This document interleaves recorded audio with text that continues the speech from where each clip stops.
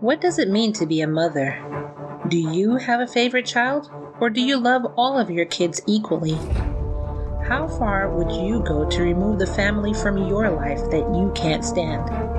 We'll discuss all of this and more in the case of Diane Staudte tonight on Love and Murder.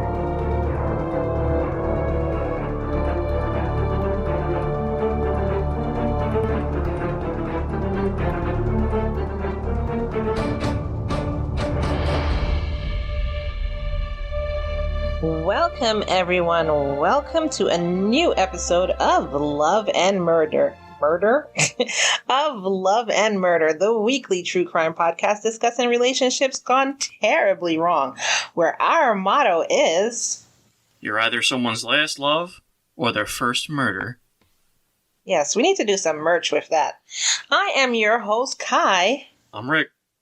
Our show discusses true crime cases told in the form of a story with mystery, suspense, and just a little bit of humor sprinkled on top, but never at the expense of the victim. Be sure to subscribe to Love and Murder on whatever platform you're on, as well as give us a 5-star review right now so you don't forget. However, if you're new here, then listen to the episode first, and then please rate us. Also, welcome. In today's episode, we're discussing a case of parental favoritism. You know how most parents don't admit that they have a favorite? Well, this parent has no problems in showing it. But first, I want to remind you to head on over to our exclusive group at patreon.com/loveandmurder. Our last bonus episode was the cannibalistic case of Armin Muse.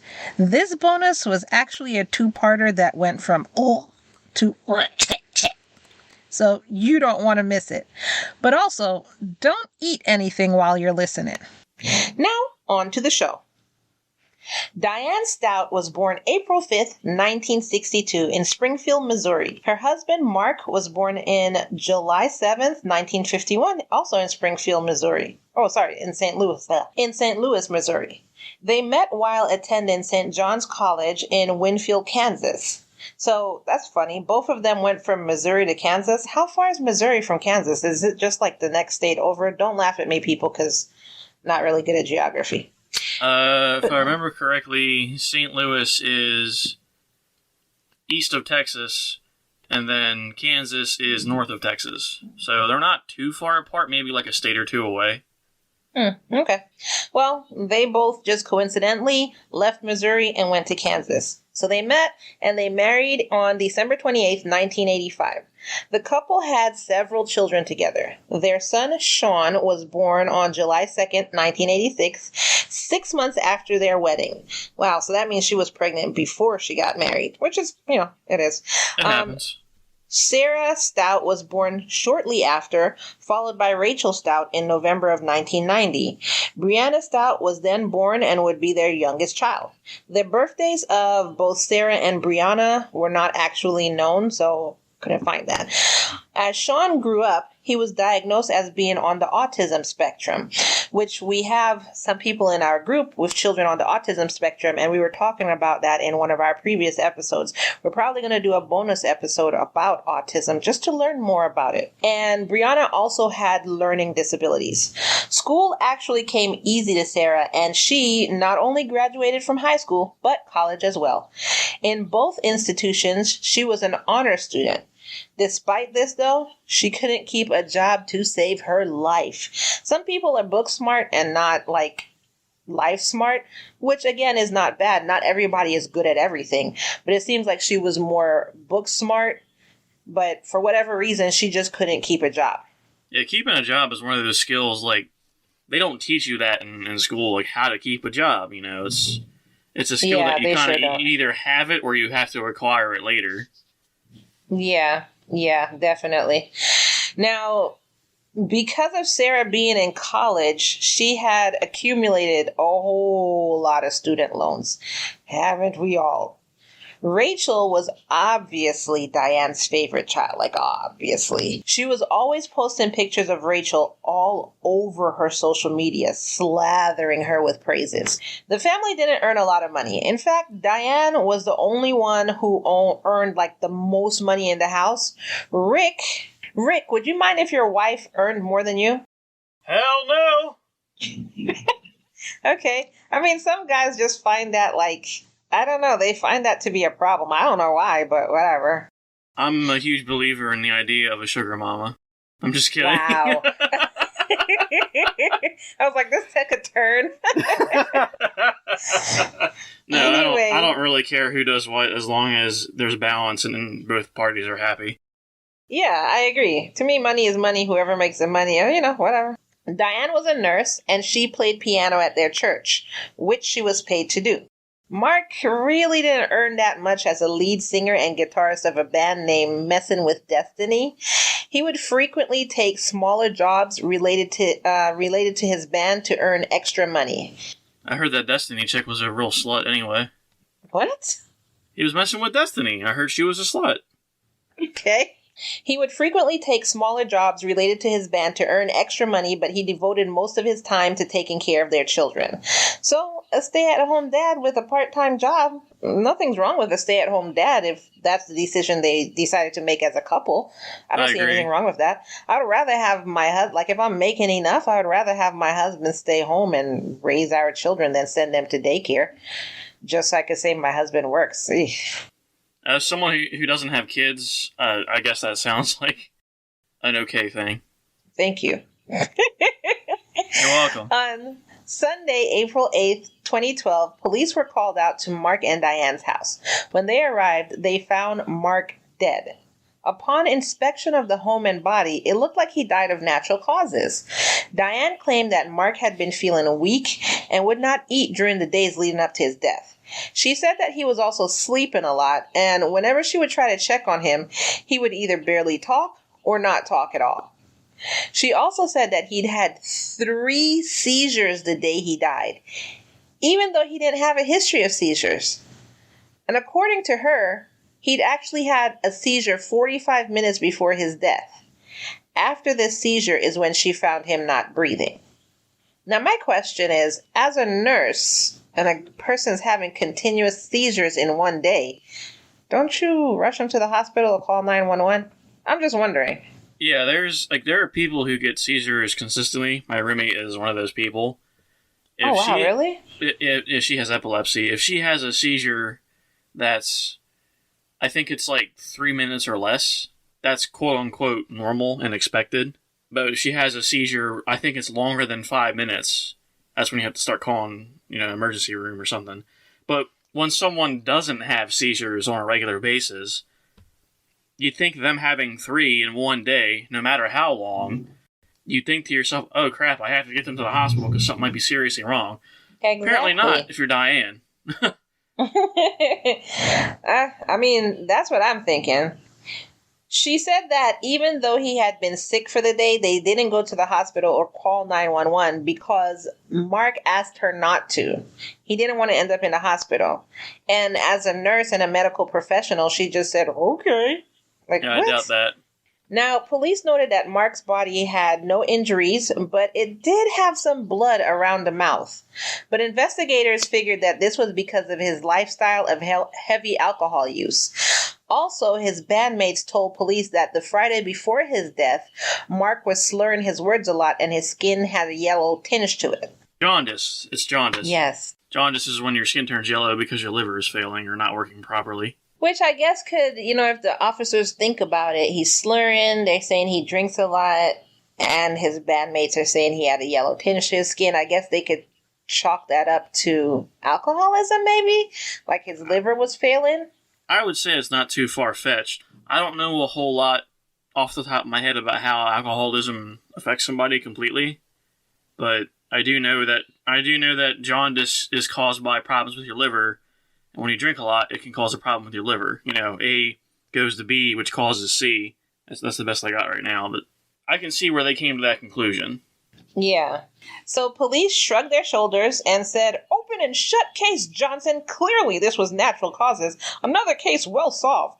So Mark was cremated with no investigation being done on the actual body itself. Of course not. Diane received $20,000 from Mark's life insurance, and she used this to move her and her kids to a bigger house in a new neighborhood. Makes sense. You wouldn't want to live in the same house where your husband or your wife died, right? I know I wouldn't. Nah. Too many memories. That would be terrifying. I wouldn't say terrifying. It would be heartbreaking to me, anyways. Well, you and I have viewpoints that we don't agree on, so I'm just going to let you keep going. On September 2nd, police were called to their house again. Remember, this is a new house. So this time, it was a call saying that Sean wasn't breathing. Diane told police that Sean had been dealing with flu-like symptoms. And remember, Sean is their oldest child. So he was dealing with flu-like symptoms, diarrhea, nausea, body aches, and headaches for 3 weeks before all of this happened. She said that she didn't take him to the doctor. It seems like she always has a reason why she's not taking people to the doctor.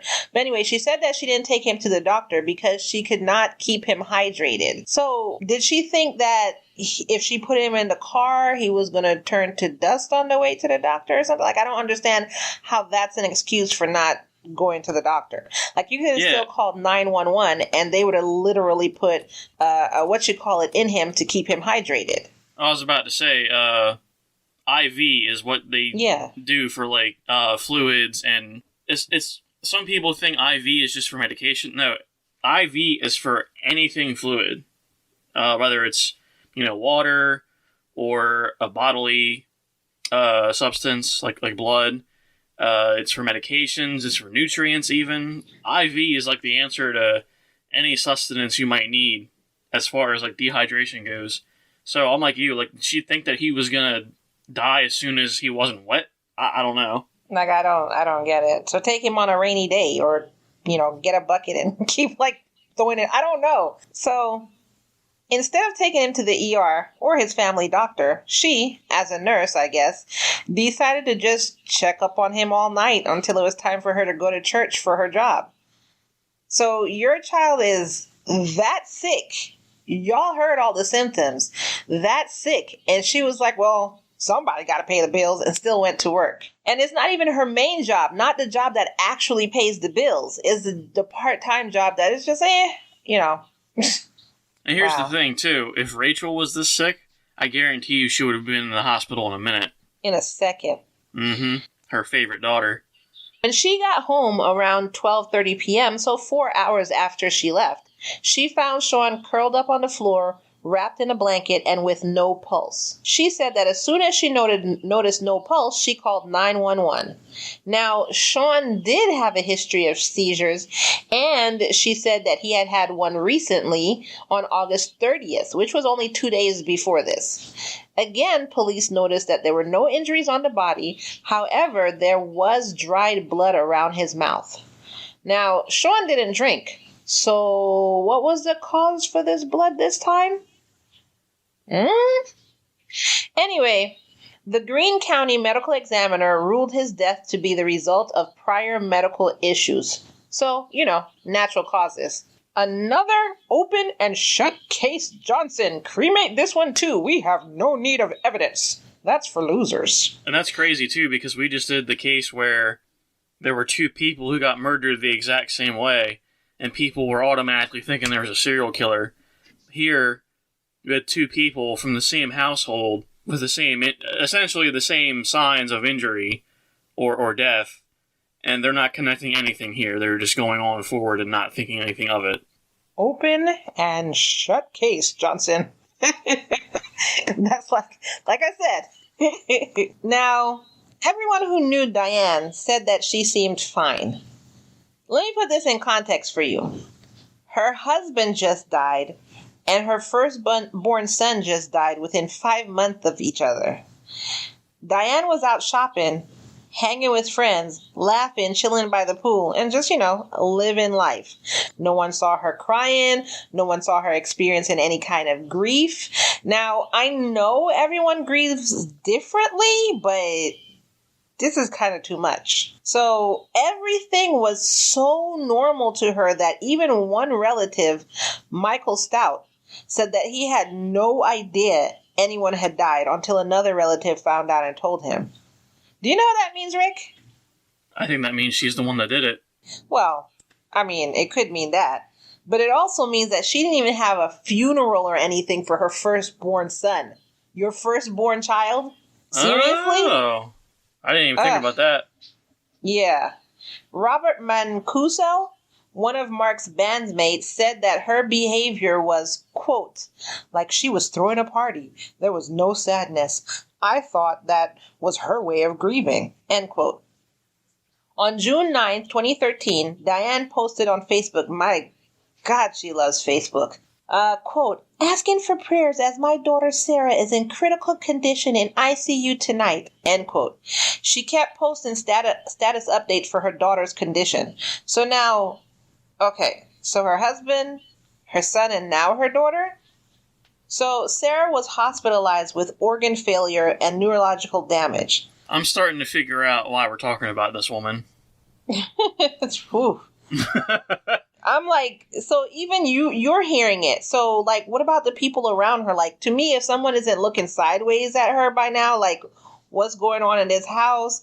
Like, even if they're not looking at her, it's like, is there lead poisoning in the house? Like, does she have carbon monoxide? Like, what's going on? Yeah, and even when it comes to the way people grieve, there is, I can't remember if this was like a theory or just like a very rare occurrence, but there is like a way of grieving where you just completely go inward and become very distant, and it seems like you don't care, but you're dying on the inside because of the tragedy. A lot of people thought that was how Chris Watts reacted to his wife and children being killed.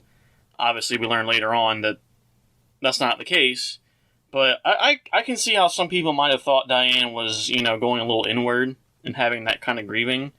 Although, even if someone I knew was doing that, I wouldn't describe them as hosting a party, Yeah. That's a little weird. I don't know. I would try to be understanding, and I'll just be like, everybody grieves differently. But if it got to the point of, like, not even a funeral, like, really? Like, that's when I'll start looking at the person crazy. Your firstborn, not even a funeral? There's people who would believe that to be disrespectful, too. Not having a funeral, I mean. Yeah. Anyways, I know if something happened, whatever. I guess let's go back to the everyone grieves differently. On June 11th, police were told by an anonymous tip that Diane was guilty of, quote, 2 or 3 homicides, and to really look into Sarah's hospitalization. That anonymous tip came from a Jeff Sippy, who was the family's pastor. So somebody was looking sideways at her. After Sarah went into the hospital, he felt that something was going on. Jeff didn't actually come out and say he was the anonymous tipper until he did a 2020 interview that aired on February 25th of 2022. So literally a couple months ago, as of this recording. He said that he and Mark were close and met at least once a month.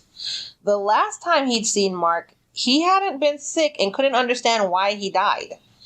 To be fair, you don't have to appear sick to just suddenly die. No, you don't. Exactly. According to The Sun, Jeff said, quote, but then, after Sean, a healthy young man died. That's when he saw a total lack of emotion and really started to become suspicious, end quote. Don't make fun of my voices. I could have done a better job than that. Jeez. Shut up. That was my man voice. Okay. Leave me alone. After this, the police made their way down to the hospital to speak with the staff about Sarah. So, on June 13th, police spoke to both the doctor and nurse at the hospital. The doctor said that Sarah was admitted with flu-like symptoms, and when they checked, they saw that she was suffering from liver and kidney failure. These signs are usually signs of poisoning. They did several tests but couldn't pinpoint what was wrong with Sarah. But they thought it was a case of poison. The nurse also told police that Diane only visited for short periods on a couple occasions. So it wasn't like she was sitting beside her child's bedside. She was just like, hey, make an appearance. Anyways, gotta go to work. It sounds like a psychopath trying to pretend to be a human being. You think she's a... Well, we'll discuss this later. You actually... I don't know what kind of show we're on. No, but I mean, not all of them are psychopaths, but I was going to ask, you think she is, but I want the listeners to hear all the evidence first. All right, fine. So, she visited on a couple occasions, like I said, and on those occasions, she was observed making jokes and laughing with the hospital staff. while her daughter is deathly sick. Diane even told them about a trip. I'm just going to Florida. I'm just going to plan that in a couple of weeks, just heading down there, vacation. I've been working a lot and with the kids and everything. I just need time to myself. She sure seems like a worried mother, because I know if my daughter was sick, I'd be planning a trip to Florida. Cliffhanger Kai's back! I know you missed me. I'm here to give you your weekly reminder to subscribe so that you don't miss an episode, and we'd be ever so grateful if you would leave us a 5-star review on the platform of your choice.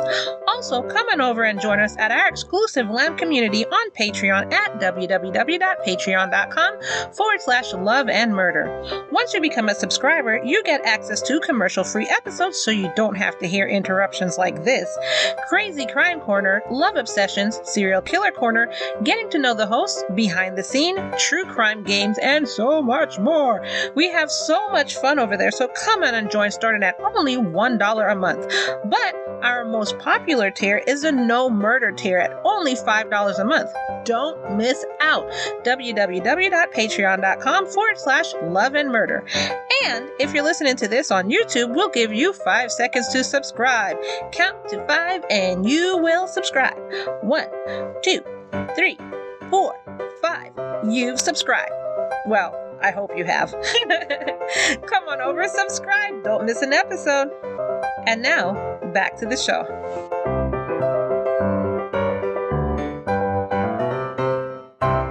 Police began a loose investigation and re-looked at Mark and Sean's death. All the evidence is cremated, so... I guess they could look at the notes? Technically, I think they still have to file... If you get called as an officer somewhere, you have to file a report and give detail in the report of what happened. So I'm sure that they detail what the bodies looked like when they found them.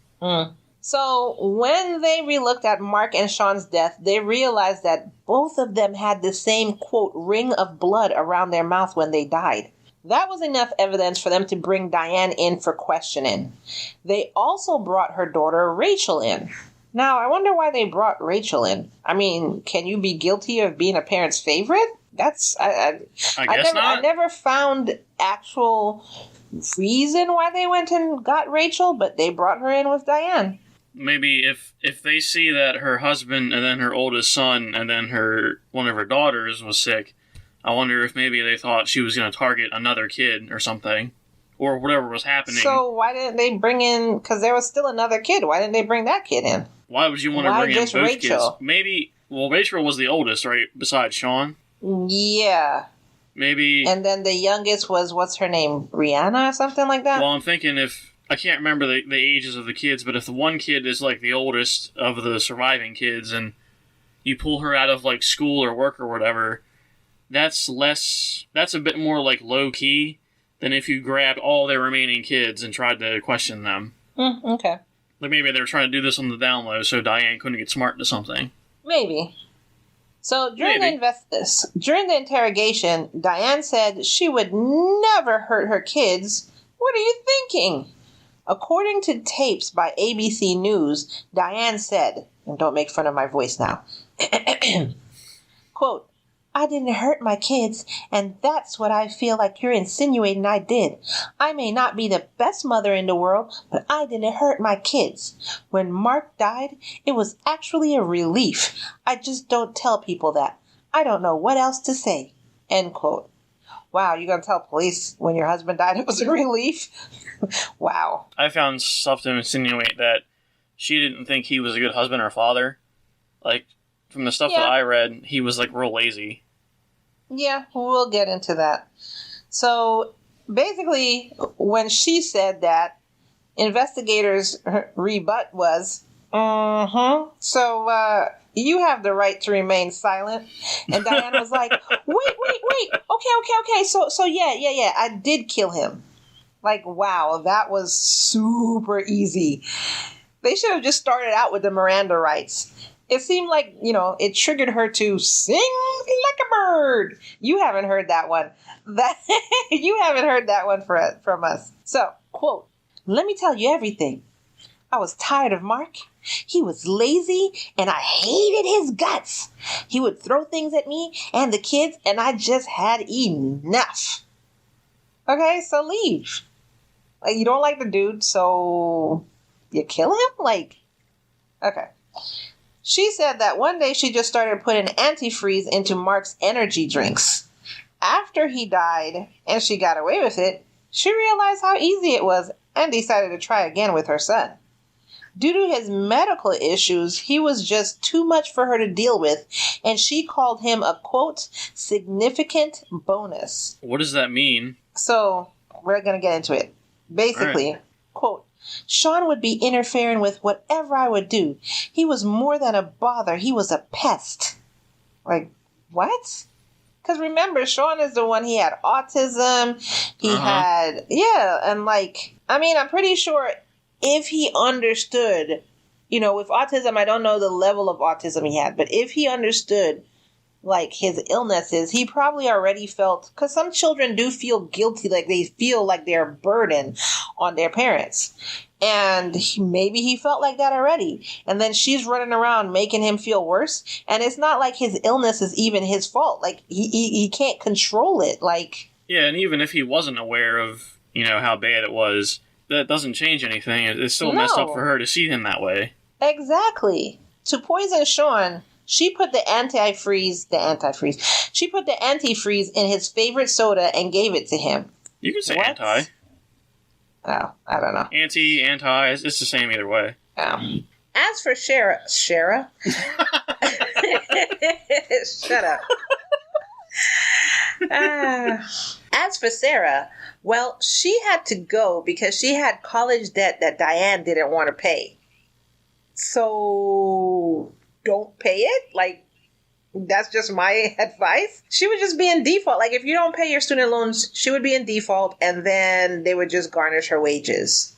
But she would be alive. So according to her, Sarah didn't want to get a job. So to me, I would have just told her, hey, Sarah, I raised you and I'm done. I don't feel like paying for your college debt. You don't want to get a job, or you can't keep a job, or whatever. So I don't know what to tell you. Would it be stressful on Sarah? Yeah. But when is life not stressful? And most importantly, she'd still be alive. Well, the difference between you and Diane is that you have sense. Well, that's a significant difference. A very significant difference.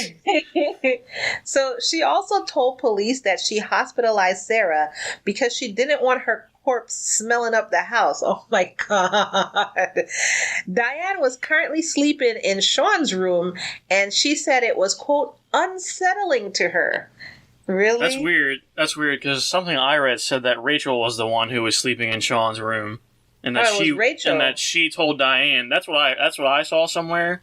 It said that Rachel was in Sean's room, and she told Diane it was unsettling to her. Okay. That's weird. Well, yeah. Well, we'll go with that. Rachel was in Diane's room, but that doesn't make sense. So just because Rachel was in Sean's room and it's unsettling to her, what does that have to do with Diane not killing her in the house? Rachel's her favorite daughter. Diane wants to please her favorite daughter. Oh, that's right. You're right. I forgot who Rachel was for a second. The favorite. That's okay. Well, when they have frickin' 5 different kids, like what kid is who again? I can't keep up with all the names. Yeah. Yeah. And you want to please Rachel, so kill the other one. Put him in the hospital. We don't want to keep Rachel unsettled, so we'll just put her in the hospital. Diane also told investigators that she was the only one involved in the murders. Again, investigators said, then left Diane and went to interrogate Rachel. Rachel stated that she had nothing to do with it. So police were like, okay. And you know how people look at each other? They looked at each other and then they were like, you have the right to remain silent. I mean, it worked on her mom. Is this a buddy cop sitcom? Miss, you have the right to remain silent. Good cop, bad cop. I know, right? The 80s stop screen. Yeah. And sure enough, Rachel sang like a bird. Well, let me backtrack. It was the Miranda rights and the fact that investigators showed her a page from her personal diary and a note in her purse that they found. I mean, Rick, what do we always say in our previous cases? If you're going to commit a crime, make sure you have as much evidence on you and around you as possible. Confession notes on your person, in your own handwriting, text confessing the crime, telling everyone you know and people you don't. I mean, this is what we tell people, right? Well, you're forgetting the biggest part. You should just walk into the police station holding the bloody butcher knife. Not guilty! So, that note that police found in her purse said, quote, "Only the quiet ones will be left. My mother, my little sister, and me." End quote. Like, why don't you just say, "We killed them all"? Like, why don't you just come out and say that? Yeah, she might as well have just wrote, "I did it" in big red crayon. Right? On the diary. Take a picture, post it in there, and then, like just draw around the picture or something. Like, ugh. So, in her diary... I understand, Kai, how stupid... I don't want to put myself on the spot here, but, like, if I'm going to commit a murder, I'm not going to write anything about it anywhere for any reason to anybody on anything. Ain't nobody gonna know nothing at no time. I'm gonna tell you that right now. You'll be like, "Where were you last night, Kai?" Playing video games. That's where I didn't see you on PlayStation. What were you playing on? All right, what do you think? I'm stupid? No. Turn your PlayStation on. You'll see me on PlayStation. This is all allegedly. Would never kill somebody. That's funny, because I walked over to your house and knocked on the door and nobody answered. And there were no lights on. Why did you walk all the way over to my house? Now I'm going to start throwing suspicion on you. Why'd you walk over to my house? You've never been to my house before, but today you came to my house? That sounds like an argument you'd make if you were trying to deflect because you were guilty. No, it sounds like an argument I would make if I was trying to find a person who did it. Because I'm not guilty. Why are you changing the subject? I'm still on the same subject. You're not going to win this. Just keep reading this story. Case closed, Johnson! You sound very defensive right now. He's still alive, Johnson! Cremate him. You're really funny. What's the other cop's name? If we have Johnson, who's the other cop? Williams. William Williams. Is he like the older, like, been around the block too many times kind of cop? The older, seasoned cops. Yes. Yeah, we got another one here, Johnson. I was cracking up. You didn't hear that? Wow. No, again, Discord cuts you out, so I can't tell if... hates me. I can't tell if you're laughing or if you just took a minute to, like, collect yourself or something. You have to do William McWilliams' voice all the time now. You have to. I use that as a voice for my Star Wars game. No, this is William McWilliams now, officer at law for the last 30 years. He has an ulcer and he pops antacids all the time. I was really hoping that William McWilliamson was the one that found the note in her purse, because he would have been like, "Only the quiet ones will be left." No. Okay, but William McWilliamson is going to be the one who found the diary, so you're going to read that. Okay. Okay. All right. So, all right. In her diary, she basically had a written confession alluding to aiding to the murders of Mark and Sean. Apparently, a year before her father was murdered, she'd known it was going to happen. Then something else surprising came out of the diary entry dated June 13, 2021. After they'd killed Sarah, they'd planned on killing the fourth grader Brianna because of her learning disabilities. What is this? Are we in Sparta? I don't understand. Killed a weak and only the strongest survive? Anyways, Officer William McWilliamson is going to read what he found in the diary. It said, "When I realized how my father will pass on in the next 2 months, Sean, my brother, will move on shortly after. It will be tough getting used to the changes, but everything will work out." So, after... By the way, people... McWilliamson, not a real cop. Just throwing it out there in case they're real. We have Johnson. who is the new cop. He just came out of the academy, so he's the newish cop. Whenever they say open and shut case Johnson, he's just like thumbs up and looking around like all like we didn't do anything.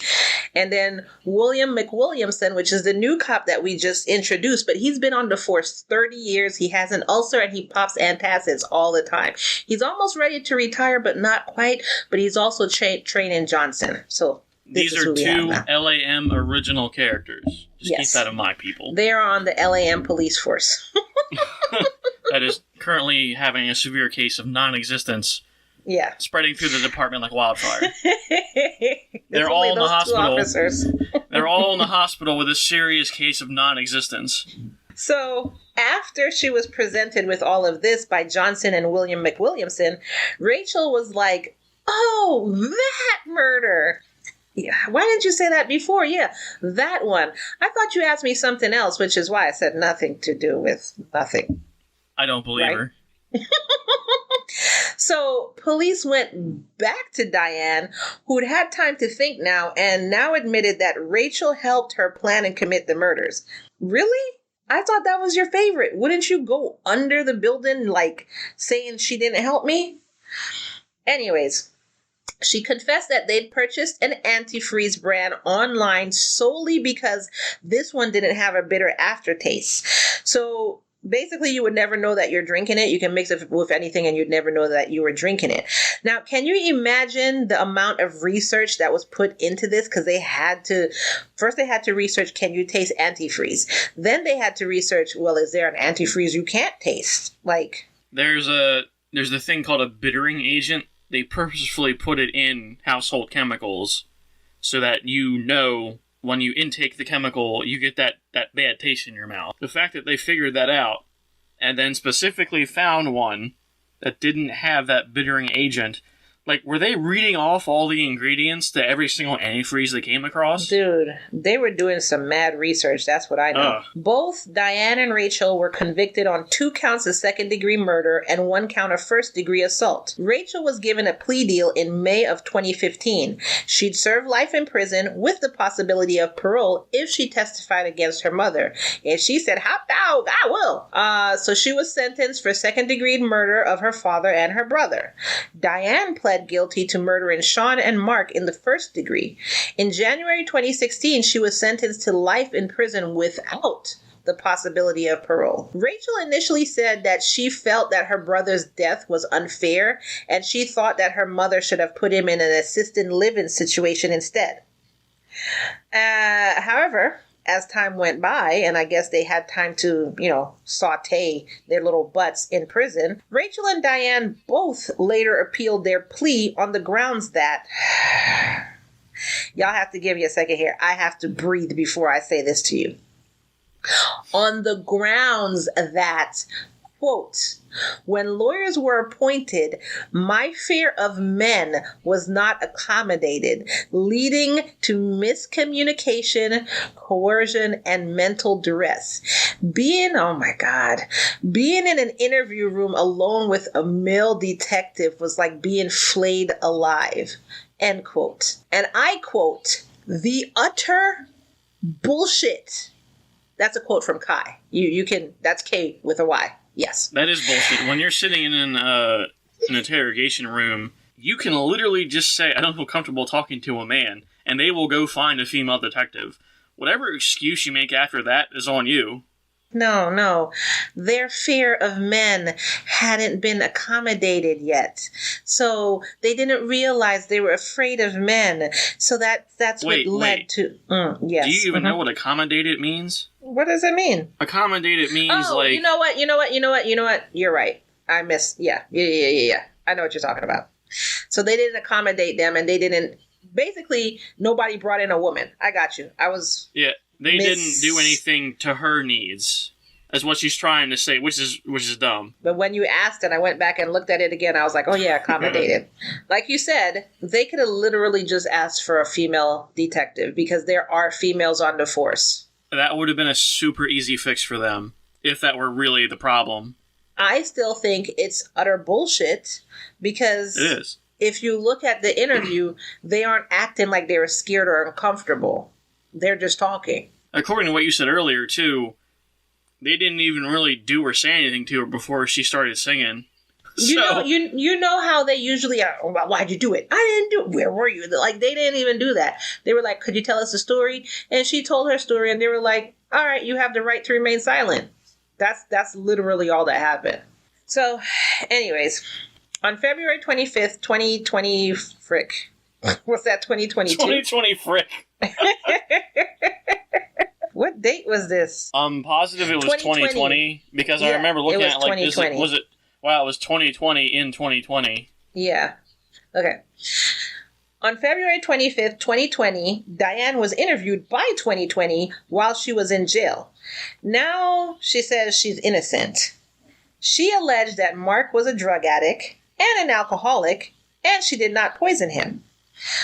Other than the alcoholic thing, where there may be evidence of this, might be evidence of him being an alcoholic, show me evidence of everything else, including you not poisoning him, because there's a lot of evidence of that.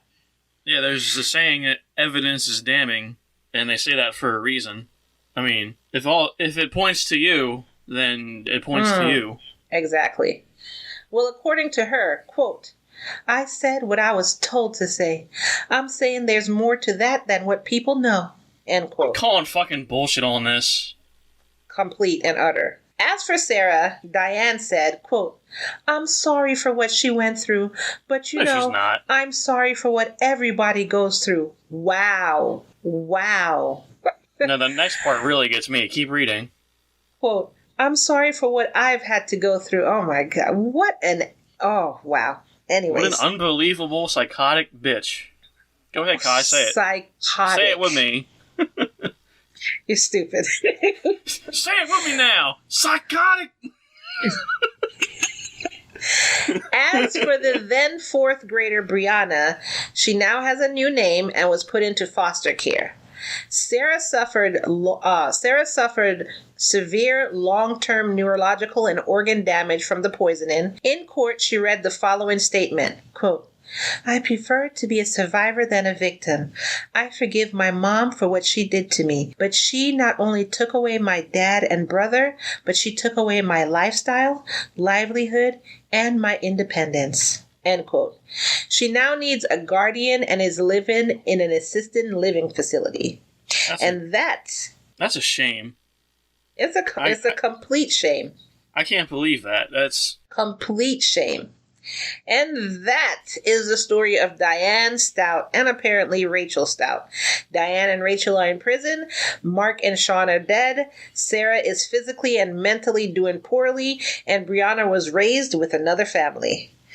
So tell us what you think about this episode. Did you think that Diane is a psychopath?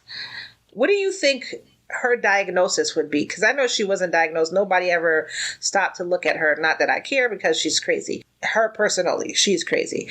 But what do y'all think? Let us know in the comments below. And why do you think police suspected Rachel just off the bat like that? Because if you know something that I couldn't find, please let us know in the comments below, because I couldn't find why they decided to call Rachel in when they called Diane in. So let us know in the comments below.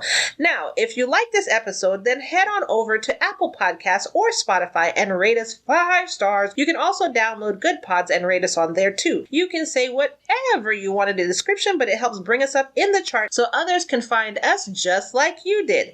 Don't forget to visit us on Patreon to become an exclusive member of the L&M community. You get commercial-free, full-length, early release episodes of Love and Murder, as well as some extras of whatever case we're covering. You also get bonus content like cases about love obsessions or cases with the craziest crimes or serial killer corner. You also get whole stories, so basically you get to know us more behind the scenes, like when we're cracking up and messing up, and so much more. We have options starting at only $1 a month, so come on over. Follow us on social media at facebook.com/relationshipcrime, Instagram at Love Murder Podcast. Join our Facebook fan group by searching Love and Murder fan page in Google or Facebook, or by simply clicking in the link in the show notes below. Find our awesome merch by going to our website, www.murderandlove.com, and clicking on our shop in the menu above. And an easy and free way way to help us out is by simply sharing this episode. Share with your mom. If you're her favorite, share with her, share with your dad, share with your older brother, share.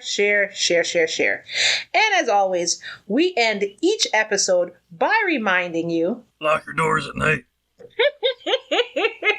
No, Officer McWilliamson, it's all love and no murder, y'all. I'm sorry. I broke character. I'm sorry. You're an idiot.